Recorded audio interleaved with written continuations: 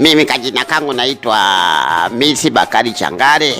Kajina kakutafutia riziki naitwa Mtangalile. AKA kwa kama watoto wa mjini wanavyosema azinauni azinini sijui watajua wenyewe. Mtangalile AKA ngutangalagata bingo mcheta kibao katoke nitakatabata kalakata mpaka Tegeto tanikuta bwana ujiko. Matapeli mimi nishaikukutana nao. Kwanza nilikuwa kipindi hicho ndio simu zile Motorola zinaingia, zile zenye kidole kile limenyoka hivyo, nilikuwa naziita TID.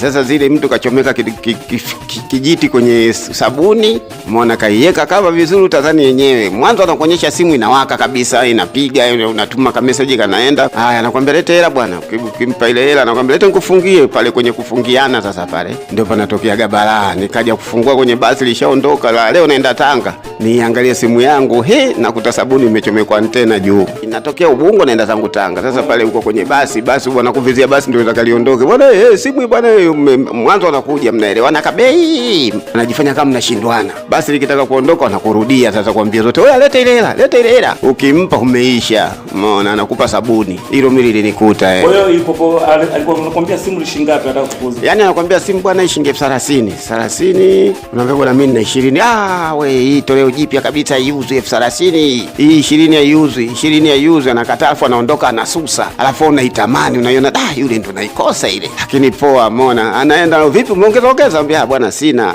Iuzwe, anapotea tena. Gari likianza kuwashwa tu linataka kuondoka, anaibuka. Hebu leta hiyo hela bwana. Leta hiyo nikusaidie. Leta hiyo hela. Ukimpa nisaidie, si nimepungukiwa na kahela. Wewe lete unampa. Ukimpa anajifanya mtu mfuko wa karatasi ule, anafunga akikupa hivi basi lishachanganya, na akishakupa na mwenyewe umuoni. Umeona? Kwa hiyo ulikushtukia simu kwamba muuzo sabuni ulikuwa wapi mbaya? Ubungo ukitoka pale. Unatoka bado na basi. Ndio limetoka liko kwenye geti sasa pale. Limeshaka matalami nataka liondoke.